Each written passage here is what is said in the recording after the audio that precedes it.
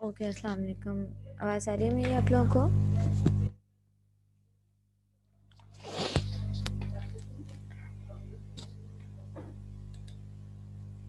ठीक है, सही है, थैंक यू। कि आज जो हमें टॉपिक कवर करना है that is when bridge oscillator. ठीक है, इससे रिलेटेड हमारी लैब भी थी। हमारी 2 लैब्स रखी थी जो हमें सिमुलेशन बेस्ड परफॉर्म करनी थी। That was Wien bridge oscillators in ADC. ठीक है, तो हमें क्योंकि थ्योरी में भी ये टॉपिक कवर करना था, तो मैं आप लोगों को थ्योरी में जो है वो ये समझा देती हूँ, उसके थ्योरेटिकल बैकग्राउंड। फिर हम लैब भी डिस्कस करेंगे। सिर्फ मल्टी सिंपल सर्किट बना के आउटपुट जनरेट करके आपको उसका स्क्रीनशॉट सबमिट करवाना होगा। ठीक है, स्टार्ट करते हैं कि वेन ब्रिज ऑसिलेटर्स होते क्या हैं। ठीक है, let me share the screen first.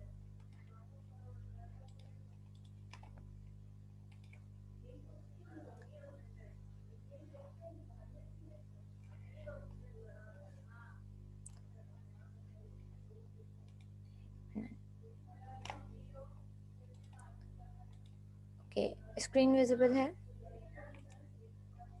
I think होनी तो चाहिए। ठीक है, थैंक यू।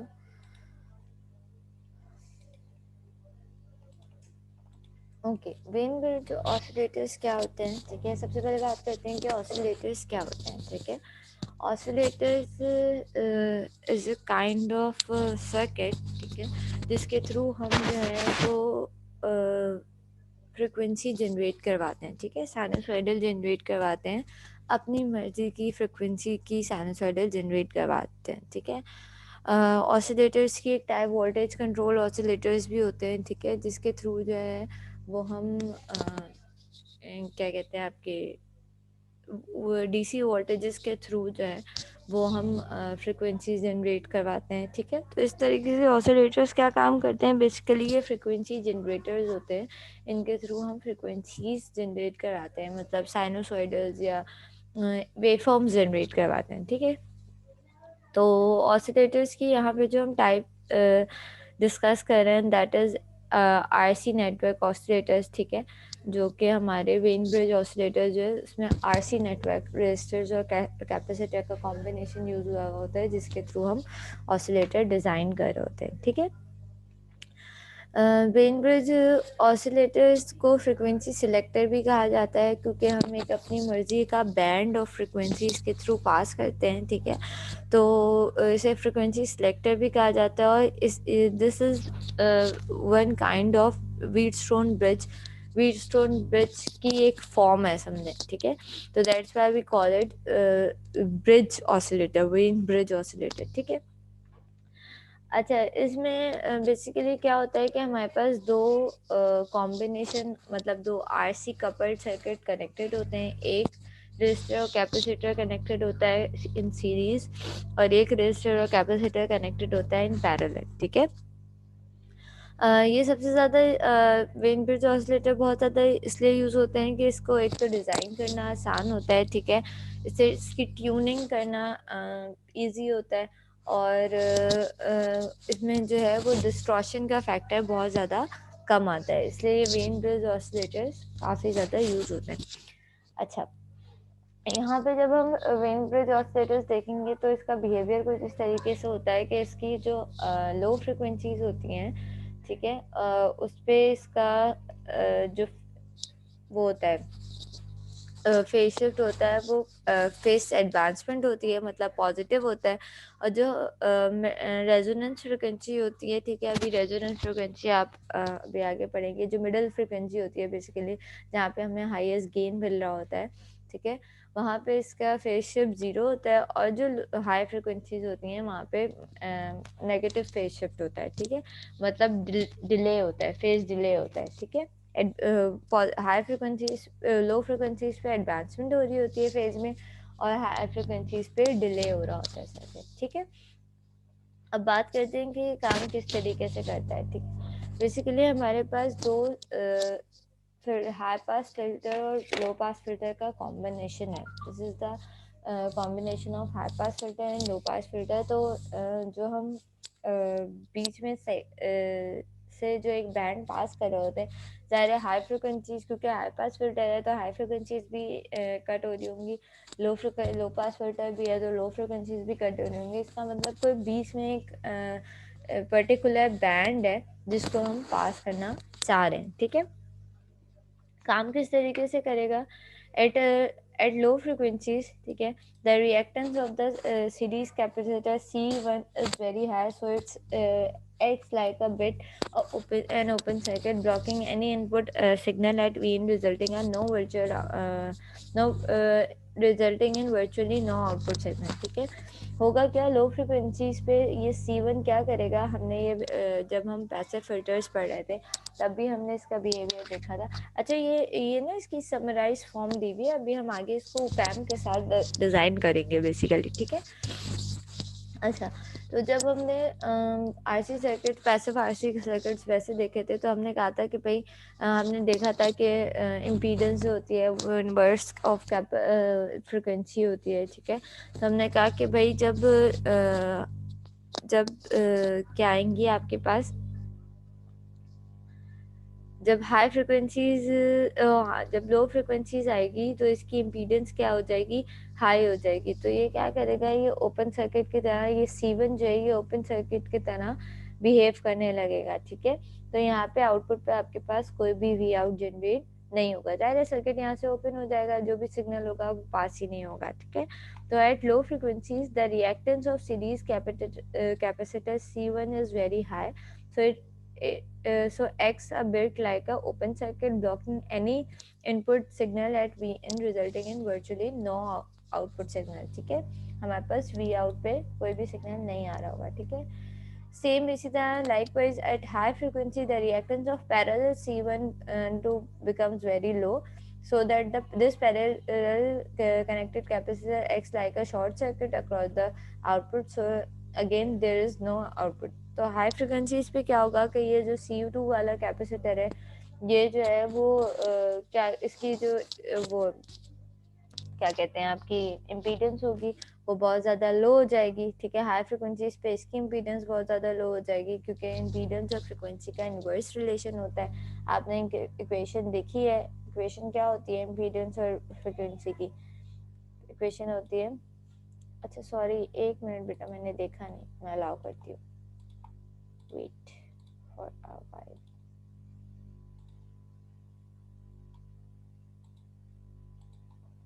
ओके, अच्छा जी, हाई फ्रिक्वेंसी वो इम्पीडेंस का फॉर्मूला क्या होता है हमारे पास, इम्पीडेंस का फॉर्मूला होता है XC बराबर होता है 1/2 पाई FC के, ठीक है। तो हम कहते हैं भाई फ्रिक्वेंसी से इम्पीडेंस का क्या है, इनवर्स रिलेशन है, ठीक है। अच्छा जी, फिर हमने देखा कि भाई जब ओके फाइन, फिर हमने देखा कि जब हमारे पास इसका मतलब जब हमारे पास लो फ्रिक्वेंसीज हैं तो इस ये वाला, क्योंकि ये हाई पास फिल्टर है, ये वाला कैपेसिटर ओपन सर्किट हो रहा है तो इसकी वजह से हमारे पास आउटपुट पे कोई भी वोल्टेजेस नहीं आ रहे, ठीक है। और जब हमारे पास हाई फ्रिक्वेंसीज हैं तो इसकी इम्पीडेंस बहुत ज़्यादा लो हो रही है, तो ये as a short circuit behave कर रहा है, तो हमारे पास आउटपुट पे कोई भी वोल्टेजेस जनरेट नहीं हो रहे, ठीक है। तो हम कहते हैं कि भाई इसका मतलब कि आउटपुट फिर आएगा कहाँ, सही है। So there must be a frequency point between these two extreme C1 being open circuit and C2 being short circuit, where the output voltages reaches its maximum value, ठीक है। तो इसका मतलब हमें कोई बीच की फ्रिक्वेंसी ऐसी चाहिए कि जहाँ पे C1 जो है वो एज अ ओपन सर्किट भी बिहेव ना करे और C2 जो है वो एज अ शॉर्ट सर्किट भी बिहेव ना करे। जो सेंटर फ्रिक्वेंसी होगी उस पर बेसिकली हमारे पास हमें मैक्सिमम गेन मिल रहा होगा, ठीक है। तो इन दोनों एक्सट्रीम पॉइंट्स के मिड की जो फ्रिक्वेंसी रेंज होगी, सही है, हम उस पर जो है वो काम कर रहे होंगे और उस फ्रिक्वेंसी को कि जहाँ पे हमें आउटपुट मिल रहा होता है कहा जाता है ऑसिलेटर्स रेजोनेंट फ्रिक्वेंसी, ठीक है। और वो फ्रिक्वेंसी ऑसिलेटर रेजोनेंट फ्रिक्वेंसी क्या है, अभी मैंने पीछे आपको दिखाया था कि मिडिल में FR लिखा हुआ था। बेसिकली ये FR क्या है, this is basically centre frequency, सही है। जो हमारे पास जिस पे हमें हाईएस्ट गेन मिल रहा है, ठीक है, वो फ्रिक्वेंसीज जिस पे हमें हाईएस्ट गेन मिल रहा हो, that is oscillator resonant frequency, ठीक है। लो पे जो है वो C1 की वजह से हमें आउटपुट नहीं मिल रहा, हाई पे हाई फ्रिक्वेंसीज पे हमें C2 की वजह से आउटपुट नहीं मिल रहा। इसका मतलब कोई मिडिल रेंज ऑफ फ्रिक्वेंसी है जिस पे हम आउटपुट जनरेट करवा रहे हैं, ठीक है। तो ये इसका बेसिकली ग्राफिकल रिप्रेजेंटेशन है, ठीक है, कि आपके पास गेन क्या आ रहा होता है। देखो लो फ्रिक्वेंसीज पे यहाँ पे हमें कुछ भी गेन नहीं मिल रहा होता, ठीक है। हाई फ्रिक्वेंसीज पे हमें कुछ भी गेन नहीं मिल रहा, गेन 0 हो रहा है हमारा, ठीक है।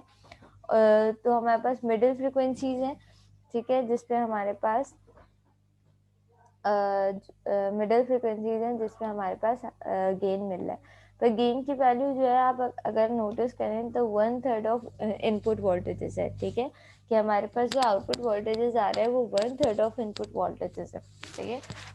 मतलब वी आउट वी इन के कम्प्लीटली बराबर नहीं होता, हमारे पास कुछ ड्रॉप आ रहा होता है जिसकी वजह से ये 1/3 का फैक्टर आ रहा होता है, सही। This is the reason of the impedance is the reason of this drop, ठीक है। अच्छा यासिर, ये बेटा ये this is lab number I guess 11, ठीक है। और यासिर ने पूछा था, मैं यासिर की बात का जवाब दे रही हूँ। Yasir this is lab number 11, और ये बेसिकली खाली लैब का टॉपिक नहीं है, ये हमें थ्योरी में भी टॉपिक पढ़ना था, ठीक है। तो हम थ्योरी का ही टॉपिक पढ़ रहे हैं, और उसके बाद फिर हम इसकी एक नज़र लैब देख लेंगे कि इसे लैब में हमें किस तरीके से सॉल्व करना है, ठीक है। बेटा अलाउ कर दिया मैंने। नहीं बाबर नहीं देनी, ठीक है। सही है, यहाँ तक समझ में आई बात? यासिर क्लियर है?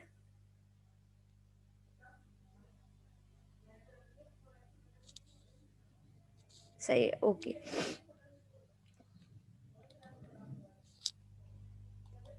ओके अच्छा जी।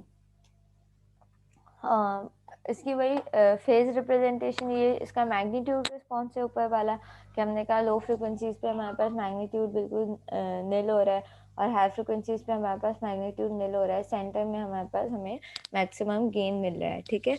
इसी तरह फेज रिप्रेजेंटेशन भी है कि भाई फेज में क्या होता है, इसका फेज में ये हो रहा होता है कि हमारे पास जब लो फ्रिक्वेंसीज आती हैं तो हमारे पास पॉजिटिव फेज 90 डिग्री का फेज शिफ्ट आ रहा होता है, जब हाई फ्रिक्वेंसीज आ रही हैं तो नेगेटिव 90 डिग्री का फेज शिफ्ट आ रहा होता है। और जो हमारे पास जो बैंड हम पास करें, जो हमारे पास रेजोनेंट फ्रिक्वेंसी पे वैल्यू होती है, उस वक्त वैल्यू हमारी 0 होती है फेज शिफ्ट की, ठीक है। तो उस वक्त हमारे पास कोई भी फेज शिफ्ट नहीं आ रहा होता, ठीक है। अच्छा, इसकी इक्वेशन रेजोनेंट फ्रिक्वेंसी की इक्वेशन बताई हुई है कि भाई रेजोनेंट फ्रिक्वेंसी की इक्वेशन क्या है, F R is to 1/2πRC, ठीक है। इस तरीके से आप रेजोनेंट फ्रिक्वेंसी की वैल्यू निकाल सकते हैं, ठीक है। अच्छा, अब हम ये बात करते हैं कि भाई हमारे पास जो मैक्सिमम गेन है, ठीक है, ये हमने कहा कि 1/3 ऑफ गेन आ रहा होता है, ठीक है। फिर हम बात करते हैं कि भाई ये 1/3 ऑफ गेन आ क्यों रहा होता है, ठीक है। अच्छा, who is this Atib Rao Roy, sorry Atib Roy, who is this Atib Roy?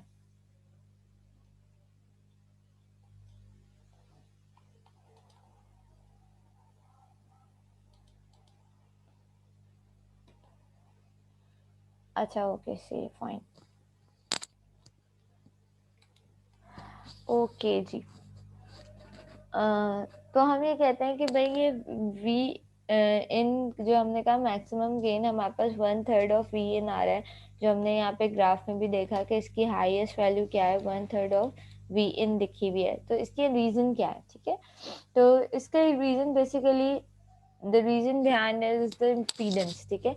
जाहिर है हमारे पास रजिस्टर लगा हुआ है, कैपेसिटर लगा हुआ है, इसकी कोई ना कोई दो रजिस्टर्स लगे हुए हैं, कोई दो कैपेसिटर्स लगे हुए हैं, तो जाहिर है इसकी कोई ना कोई इम्पीडेंस होगी, इस इम्पीडेंस की वजह से हमारे पास कोई ना कोई वोल्टेजेस ड्रॉप आ रहा होगा, ठीक है। तो हम देखते हैं कि भाई इसको हम किस तरीके से सॉल्व कर सकते हैं, ठीक है।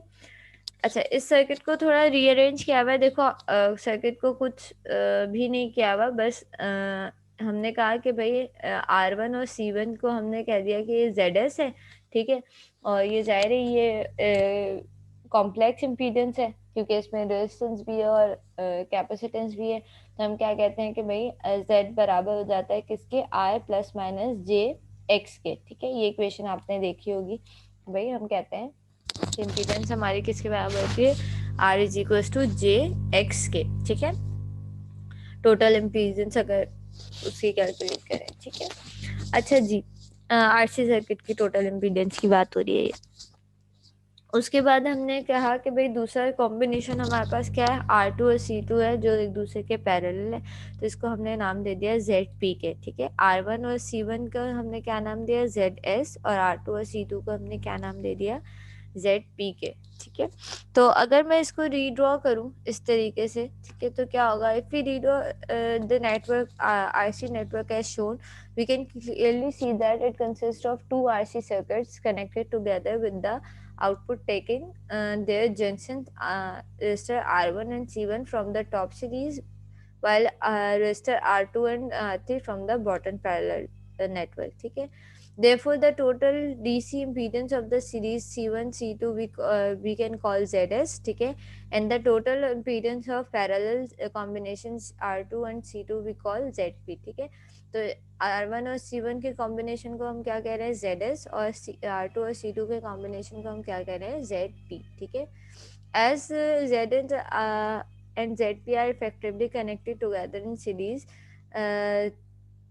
अक्रॉस द इनपुट, ठीक है। अगर हम इनपुट के अक्रॉस देखें तो ये दोनों किस फॉर्म में कनेक्टेड है, अगर हम इनपुट के रिस्पेक्टिवली देखें तो ये दोनों सीरीज में कनेक्टेड है, ठीक है। अगर फॉर द टाइम बिंग हम यहाँ से वी आउट हटा दें तो ये दोनों किसमें, सीरीज में कनेक्टेड है, ठीक है। They form a voltage divided network with the output taking across the ZP as shown in figure, ठीक है। हम कह रहे हैं कि भाई ये दोनों सर्किट, इसको मैं सिंप्लीफाई करके बनाऊं, ठीक है, मैं इसको सर्किट को सिंप्लीफाई करके ड्रॉ करती हूँ। मैं ये कह रही हूँ कि भाई एक इम्पीडेंस है मेरे पास ZS, ठीक है, और एक इम्पीडेंस है मेरे पास ZP, ठीक है। ये दोनों आपस में सीरीज में कनेक्टेड है, ठीक है। और मैं आउटपुट ले रही हूँ किससे, ZP से, ठीक है। तो मैं सॉरी मैंने थोड़ा सा गंदा बना दिया, इसको थोड़ा सा सही करते हैं। ये कुछ इस तरीके से कनेक्टेड होना चाहिए, सही है। अच्छा जी, और मैं कह रही हूँ कि हम आउटपुट ले रहे हैं ZP से, ठीक है। तो ZP से आउटपुट लेने का मतलब है मुझे ZP के अक्रॉस अपना जो भी मेजरिंग इंस्ट्रूमेंट है, फॉर सपोज मल्टीमीटर है, ऑसिलोस्कोप है, जो भी है, मुझे इसके अक्रॉस लगाना पड़ेगा। एक टर्मिनल मुझे यहाँ रखना पड़ेगा और एक टर्मिनल मुझे यहाँ रखना पड़ेगा, ठीक है। जिसका मतलब मैं वी आउट किसके अक्रॉस चेक कर रही हूँ, वी आउट में चेक कर रही हूँ ZP के अक्रॉस। तो ये सर्किट इस सर्किट के सिमिलर है, बिल्कुल है। मैंने सिर्फ इन दोनों को रेजिस्टेंस और कैपेसिटर को मिला के टोटल इम्पीडेंस ZS से रिप्रेजेंट कर दी इसकी, और इसकी टोटल इम्पीडेंस मिला के R2 और C2 से ZP से रिप्रेजेंट कर दी, ठीक है। और मैंने कुछ भी नहीं किया। समझ में आई यहाँ से क्या है, ये बात समझ में आई कि किस तरीके से ये दो सीरीज रेजिस्टर्स बन गए। अब इन दोनों सर्किट में कोई भी डिफरेंस नहीं है, ठीक है। ये दोनों अगर इस सर्किट को मैं ओपन कर दूं तो यहाँ पे एक रेजिस्टर और कैपेसिटर आ जाएगा सीरीज में, और ZP को ओपन कर दूं तो यहाँ पे पैरेलल में आ जाएगा, ठीक है। तो इस तरीके से आपके पास यही बात यहाँ पे डिफाइन की हुई है, सही है। अब हम भी बेसिकली निकालना ये चाह रहे हैं, इसकी इम्पीडेंस कैलकुलेट करेंगे हम, तो हमें ये पता चलेगा कि भाई why this circuit is giving the 1/3 of V in gain, ठीक है। तो हमने क्या किया, हमने दोनों उसकी वैल्यूज सिलेक्ट की। हमने कहा हमारे पास R1 और R2 की जो वैल्यू है वो 12 के है, और हमारे पास C1 और C2 की वैल्यू जो है वो 3.9 नैनो फैराड है, ठीक है। और जो हमारे पास फ्रिक्वेंसी है, सप्लाई फ्रिक्वेंसी, मतलब जो मेरी इनपुट की फ्रिक्वेंसी है जिसको मैं पास करना चाह रही हूँ, दैट इज 3.4 किलो हर्ट्ज, ठीक है।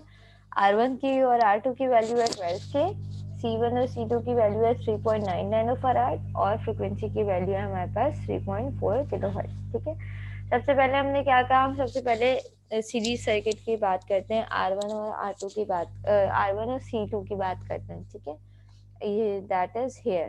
ठीक है, ZS निकालना चाह रहे हैं। सही है, तो R की वैल्यू क्या थी, R1 की वैल्यू 12 किलो ओम, और कैपेसिटर की इम्पीडेंस किस तरीके से निकालेंगे, XC is equals to 1/2πfc, ये आपने पढ़ा हुआ है फॉर्मूला।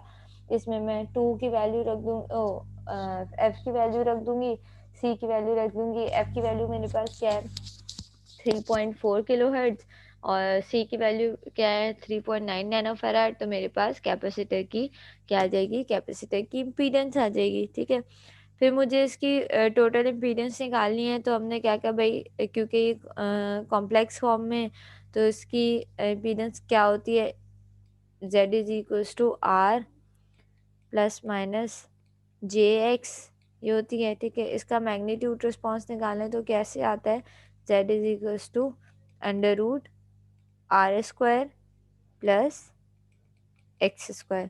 ये सारी फॉर्मूलाज आप लोग ने पढ़े में ये फॉर्मूलाज ENA में भी पढ़े होंगे।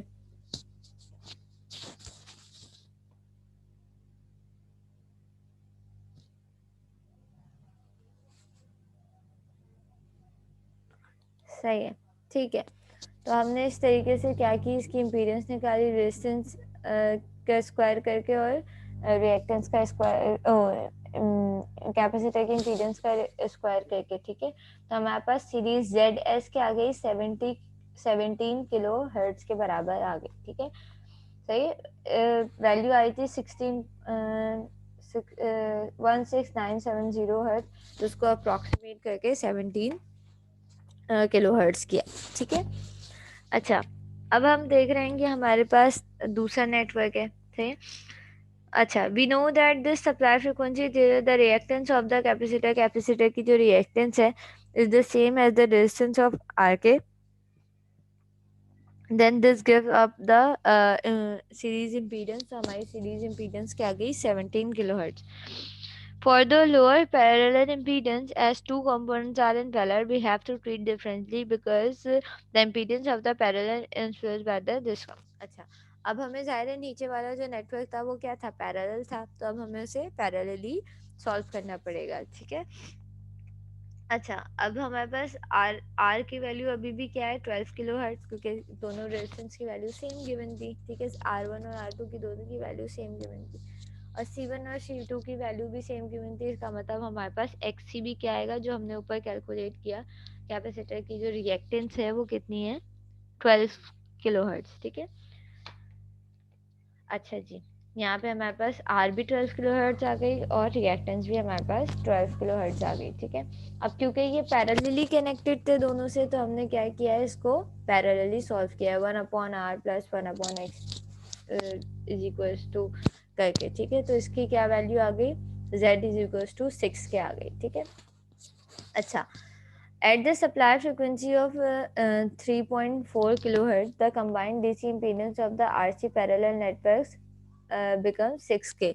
पैरेलल इम्पीडेंस कितनी इसकी क्या आ गई 6K आ गई। ठीक है, with the vector sum of this parallel impedance being calculated. अच्छा, अब हमें इसका इन दोनों इस इम्पीडेंस का जो है वो वेक्टर सम भी निकालना पड़ेगा। ठीक है, फॉर द टाइम बीइंग हम इसकी डिटेल्स में नहीं जाते कि फैक्टर सम क्या हो जाएगा, वो बहुत लंबी कहानी हो जाएगी, लेकिन हमें फिर से इसको इसका समझो इसका मैग्नीट्यूड कैलकुलेट करना पड़ेगा। ठीक है, तो हम इसका मैग्नीट्यूड क्या कैलकुलेट करेंगे, हम कहेंगे भाई हमारे पास आर की वैल्यू 6K है और इसकी इम्पीडेंस क्या है, कैपेसिटर की रिएक्टेंस क्या है, अब ये वाली रिएक्टेंस यूज होगी यहाँ पे। ठीक है, तो ये इसकी वैल्यू भी क्या है 6K, दोनों की वैल्यू 6K। हमने ZP की वैल्यू निकाली उसी तरीके से R² प्लस XC², तो हमारे पास आ गई ZP की वैल्यू 8.5K। ठीक है, अच्छा, अब हम ये कह रहे हैं कि भाई हमारे पास ये दोनों जो हमने ZS निकाल लिया और ZP निकाल लिया, अभी हमने ऊपर एक नेटवर्क बनाया था,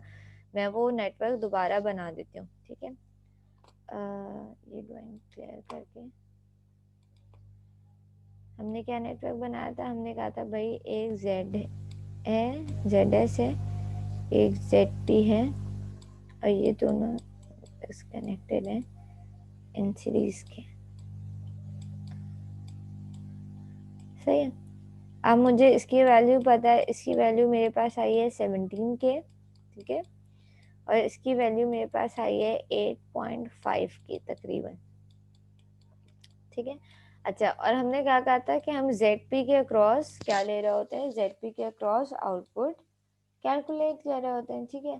तो अगर मुझे ZP के अक्रॉस वोल्टेज कैलकुलेट करना है तो मुझे क्या करना पड़ेगा, मैं किस तरीके से कैलकुलेट कर सकती हूँ, ठीक है। अच्छा, ये मैंने यहाँ पे डीसी सप्लाई बना दी, this is not DC supply basically, ठीक है, this is not DC supply, ये वो VN है हमारा, मैंने इनपुट के जगह डीसी सप्लाई बना दी, ठीक है। अच्छा, तो अब अगर मुझे इसके ZP की पे आउटपुट निकालना है, इस पे मुझे V आउट निकालना है, तो मैं किस तरीके से निकाल सकती हूँ, ठीक है। इस पे हमारे पास क्या लग सकता है, वोल्टेज डिवाइडर लग सकता है, ठीक है।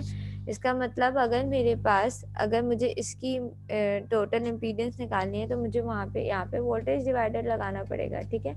वोल्टेज डिवाइडर किस तरीके से, अगर Z आउट निकालने हैं हम, ठीक है, Z आउट निकालने हैं, आउटपुट इम्पीडेंस निकालनी है, तो Z आउट, क्योंकि V आउट हम ZP से ले रहे हैं, तो Z आउट भी हमारे पास किससे आएगा, ZP से आएगा। तो हमने क्या, वोल्टेज डिवाइडर का फॉर्मूला लगाया, ZP divided by ZP plus ZS, क्योंकि आउटपुट किससे लिया जा रहा था, ZP से लिया जा रहा था, पैरेलल वाले कॉम्बिनेशन से लिया जा रहा था, ठीक है। तो इसलिए और दोनों सीरीज में कनेक्टेड थे, तो हम ये वोल्टेज डिवाइडर नेटवर्क का फॉर्मूला यूज कर सकते थे। तो हमने कहा जो हमारी आउटपुट इम्पीडेंस होगी, ठीक है, दैट इज जेड आउट, वो बराबर होगी किसके, ZP divided by ZP plus ZS के, ठीक है। ZP की वैल्यू क्या थी 8.5 के, ZS की वैल्यू क्या थी 17 के, दोनों का कैलकुलेट किया तो हमारे पास क्या आ गई 0.333, दैट इज 1/3, ठीक है। तो इसका मतलब कि हमारे पास, और इस तरीके का कोई भी कॉम्बिनेशन होगा, ज़रूरी नहीं है रेजिस्टर्स और कैपेसिटर्स की हमेशा यही वैल्यू हो, कोई भी इस तरह का कॉम्बिनेशन होगा तो आपके पास, क्योंकि आउटपुट इम्पीडेंस जो है वो 1/3 आ रही है, इसका मतलब आपके पास सर्किट में ड्रॉप आ रहा है, इसलिए आपके पास जो आउटपुट वोल्टेजेस होंगे वो 1/3 ऑफ इनपुट हो गए, ठीक है। तो अगर मैं वोल्टेज डिवाइडर की इक्वेशन लिखूं तो वो क्या बनेगी, वी आउट किसके बराबर होगा, वी आउट बराबर होगा ZP over ZP plus ZS into V इन,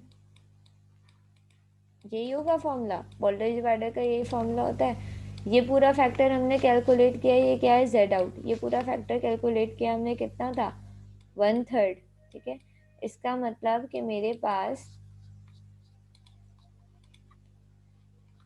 जो आउटपुट आएगा वो 1/3 ऑफ इनपुट होगा, सही है। तो दिस इज द रीजन कि हमारे पास आउटपुट 1/3 ऑफ बीन आ रहा होता है, ये क्या इस पूरे सर्किट की इम्पीडेंस की वजह से होता है, ठीक है। अच्छा जी, तो अब हम इस 1/3 ऑफ वी 1/3 ऑफ वी इनके मसले को कैसे सॉल्व कर सकते हैं। इस मसले को हम ऐसे सॉल्व कर सकते हैं कि हमारे पास वही, हम एक उपैम लगा लें, ठीक है, और उपैम क्या करें, हमारे पास उपैम का जो गेन है, ठीक है, उपैम का जो गेन है उसको हम जो है वो क्या करते हैं 3 के बराबर कर दें, ठीक है। तो जब हम उपैम का गेन 3 के बराबर कर देंगे तो ज़ाहिर है हमारे पास ये वी 3/3 क्या हो जाएगा 1 हो जाएगा। तो हमारे पास आउटपुट पे जितना इनपुट पे वोल्टेजेस हमने दिए हुए हैं, हमारे पास आउटपुट पे उतने ही वोल्टेजेस आ जाएंगे, ठीक है। तो उपैम का फ़ायदा ये है कि उपैम से हम अपनी मर्जी का गेन सेट कर सकते हैं, ठीक है। If we now place the RC network across the non-inverting amplifier, हम non-inverting amplifier के साथ इसको use करें, that has a gain of 1 plus R1 upon R2, the following basic Wien bridge oscillator circuit is produced. तो अब हम जब उसको उपैम के साथ लगाते हैं to have the gain, तो हमारे पास क्या प्रोड्यूस हो जाता है, हमारे पास वेन ब्रिज ऑसिलेटर का सर्किट बन जाता है, ठीक है। The output of the operational amplifier is fed back to the both input of the amplifier one part of the feedback. अच्छा, अब ये सर्किट को डिफाइन किया हुआ है तो मैं सर्किट को वैसे ही आपको दिखा देती हूँ, ठीक है। अच्छा, तो इसका ओवरऑल सर्किट क्या है, कुछ इस तरीके का आपका वेन ब्रिज ऑसिलेटर का विद ऑप एम्प सर्किट हो जाता है। देखो, इसके नॉन इन्वर्टिंग टर्मिनल्स में हमने क्या लगाया हुआ है, वही नेटवर्क के दो रेजिस्टर्स, एक रेजिस्टर और कैपेसिटर सीरीज में लगाया हुआ है जो फीडबैक में यूज हो रहा है, और एक रेजिस्टर और एक कैपेसिटर आपके पास पैरेलल में लगा हुआ है, ठीक है। और नेगेटिव इनपुट पे हमने R1 और R2 यूज किया हुआ है, ठीक है। तो हमारे पास जाहिर है इस सर्किट का कोई ना कोई गेन होगा, सही। तो अब आपको क्या करना है, इस गेन को हम इस तरीके से सेट कर सकते हैं कि हम ये 1/3 ऑफ वी इनका मसला सॉल्व कर सकें, ठीक है। तो ये बेसिकली क्या है, ये अच्छा, इस रेजिस्टर्स की वैल्यू और कैपेसिटर्स की वैल्यू हमेशा हमने सेम रखनी है, ज़ाहिर है हमने सेम रख के ही इम्पीडेंस की वैल्यू निकाली थी, ठीक है। तो सेम ही रखी जाती है, ठीक है। तो this is basically a circuit of your when bridge oscillator, ठीक है। और इस सर्किट पे जो है वो हम क्या कर सकते हैं, इस पे यहाँ पे देखो स्पेसिफिकेशंस दी हुई हैं आपको। अच्छा,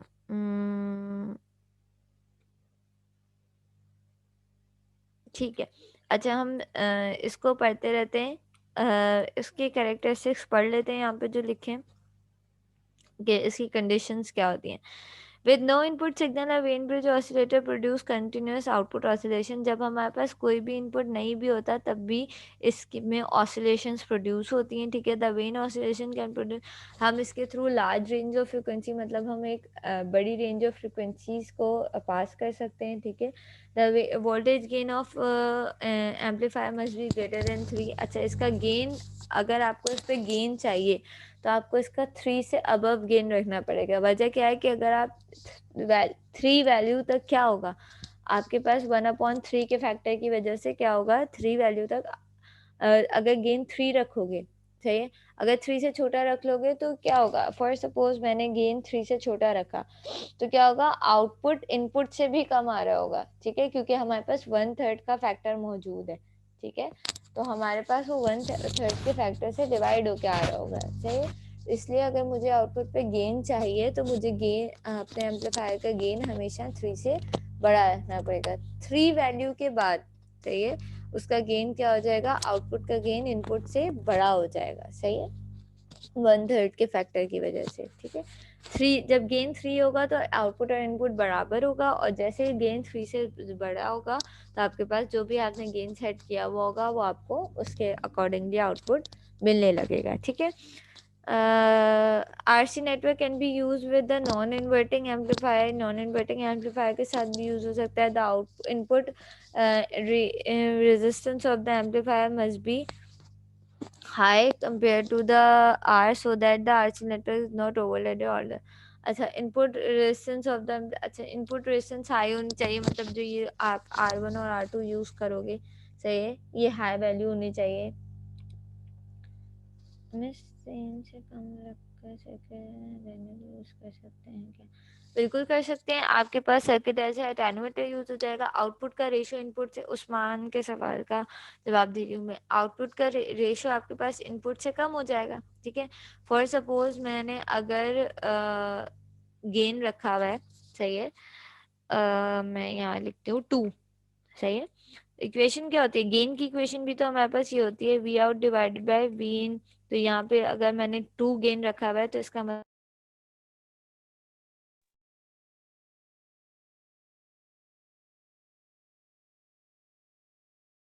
कि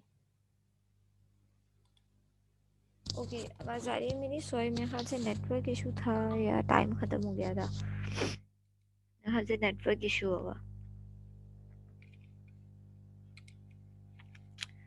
ठीक है। हाँ, मैं उस्मान के क्वेश्चन का रिप्लाई करती हूँ। उस्मान, गेन की इक्वेशन क्या होती है कि हम वी आउट हमारा किसके बराबर होता है, फॉर सपोज मैंने 2 गेन रखा है तो मेरा 2 वी इनके बराबर हो जाएगा, ठीक है। तो अगर मेरे पास इनपुट की इम्पीडेंस की वजह से 1/3 फैक्टर भी आ रहा है तो इसका मतलब ये, और गेन अगर मैंने 2 रखा हुआ है तो मेरे पास 2/3 ऑफ वी इन आ रहा होगा आउटपुट पे, ठीक है। तो इसको एज अटेन्यूएटर आप बिल्कुल यूज कर सकते हैं, है। अच्छा, अब आपको करना क्या है, आपको करना ये है